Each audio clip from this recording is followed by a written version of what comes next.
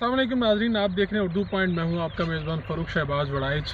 रोज़ आप शहर की ज़िंदगी तो देखते हैं, लेकिन गांव में बसने वाले कैसे रहते हैं और गांव का रहन सहन क्या होता है और शहर और गांव की ज़िंदगी में बुनियादी फ़र्क क्या है, आइए आपको दिखाते हैं। जी अस्सलाम वालेकुम, आप देख रहे हैं उर्दू पॉइंट। मैं हूँ आपका मेज़बान फ़ारूक शहबाज वड़ाइच। गाँव का माहौल दिखा रहे थे आपको, तो ये बताएं कि जी ये क्या लगा हुआ है? ये प्याज है। प्याज है। तो इसको लगाने में कितनी देर लगती है? प्याज तो बड़ा आम इस्तेमाल होता है, इसको लगाने में कितनी देर लगती है? ये तकरीबन इस वक्त 2 माह से ऊपर हो चुका है। 2 माह से ऊपर हो चुके हैं। तो कब तक मुकम्मल तैयार हो जाएगा? ये 1 माह के अंदर अंदर मुकम्मल हो जाएगा। तो ये इसको लगाने में और फिर यहाँ तक आने में क्या क्या इसके मराहिल होते हैं? पहले इसका छोटा सा पौधा होता है, ठीक है। वो बाज़ार से मिल जाता है, खाद बीज से तैयार कर लेते हैं। फिर उसको इधर शिफ्ट किया जाता है एक एक दाना। फिर इसको खाद डाली जाती है, पानी दिए जाते हैं। इसके ये जो गंद है ये निकाला जाता है, जड़ी बूटियाँ निकाली जाती हैं। इसकी बहुत हिफाजत करनी पड़ती है। तो ये आप लोग अपने सिर्फ इस्तेमाल के लिए इसको उगाते हैं कि बाहर भी सेल करते हैं? नहीं, बाहर अगर ज़्यादा हो गया तो बाहर सेल हो जाती है, वरना हम ज़्यादातर घर के लिए इस्तेमाल करते हैं। तो यहाँ पर कौन कौन सी सब्जियाँ वैसे आमतौर पर लगाते हैं आप लोग? यहाँ प्याज हो जाता है, गाजर हो जाती है, मूली हो जाती है, टमाटर हो जाता है। आगे चलते हैं, वो गंदम का भी देखते हैं। ये दरमियान में क्या क्या लगा हुआ है? ये जड़ी बूटियाँ हैं, कुछ और भी लगा हुआ ये है? पालक है। पालक है। पहले हम इसकी सब्जी पकाते रहे पालक को। हाँ जी। अब ये इसका बीज तैयार हो रहा है। अच्छा अच्छा। और इसमें कोई गाजर भी है इसमें? हाँ, गाजर इधर है। कौन सा गाजर ये का? हमारे इस्तेमाल से ज़्यादा हो गई है और ये अब पक रही है। ये इसके ऊपर बीज लगेगा। अच्छा अच्छा अच्छा, ये गाजर की सब्जी है। आगे आ जाए जी, गंदम की तरफ चलते हैं। ये है जी गंदम की फसल है, और जिसे हम पंजाबी में कहते हैं कनक अनाज। बताएं जी ये इस मरले तक कैसे पहुंचती है? ये स्टार्ट कहाँ से होता है इसका और कितने महीने लगते हैं इसको पकने में? पहले तो ये जो ज़मीन होती है इसको हम हल चलाते हैं, इसको लेवल करते हैं। ये नवंबर के में काश्त शुरू हो जाती है। अब ये पकने के मराहल में पहुंच चुकी है। नवंबर में लगती है ये? अच्छा, बोते हैं आप इसे।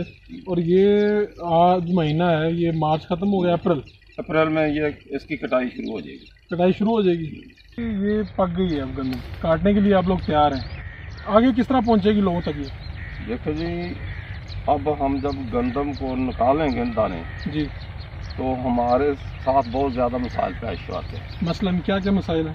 ये हमारी गंदम होती है 16 बोरी फी एकड़। ठीक है। गवर्नमेंट हमें देती है 8 बोरी फी एकड़। ठीक है। और वो भी हम सेंटर पर जाते हैं, पूरा अंदाजियाँ होती हैं, बहुत ज़्यादा मसाइल सेंटर पर पेश आते हैं। हमारी गंदम अच्छे तरीके से फरोख्त नहीं होती। जब बाकी जो 8 बोरी बच जाती है फी एकड़, वो हम व्यापारियों को सस्ते दाम बेचते हैं। गंदम का रेट है 3250 फी बोरी, और जो प्राइवेट हम फरोख्त करते हैं वो हमें 500 रुपये कम बेचनी पड़ती है। प्राइवेट क्योंकि गवर्नमेंट की वो मसाइल हैं लेने में, गवर्नमेंट के मसाल लेने में है, और हमें मजबूरन फरोख्त करनी पड़ती है। वो हर साल जो बारदाना उसका मसला आता है, वो मसला क्या है?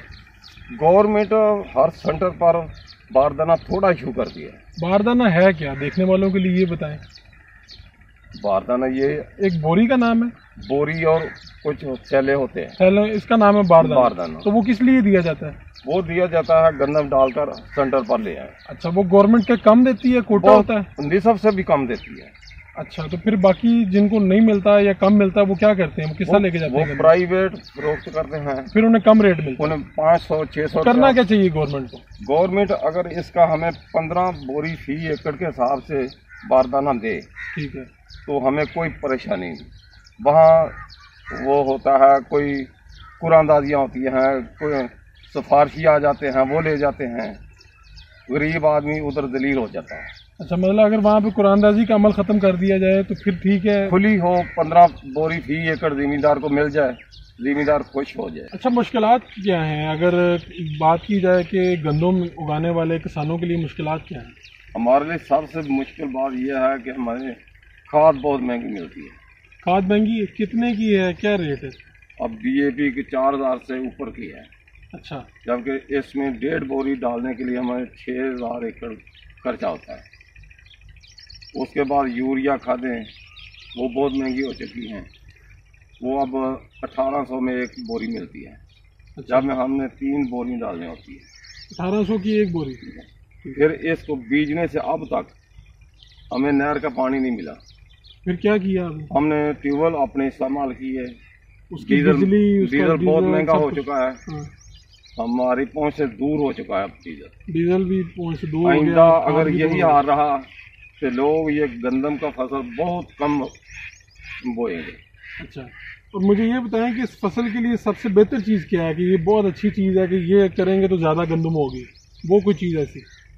इसमें सिर्फ अगर जिम्मेदार को खाद सस्ती मिल जाए, डीजल सस्ता मिल जाए, हम इस पर ज़्यादा खर्चा कर रहे हैं। अच्छा।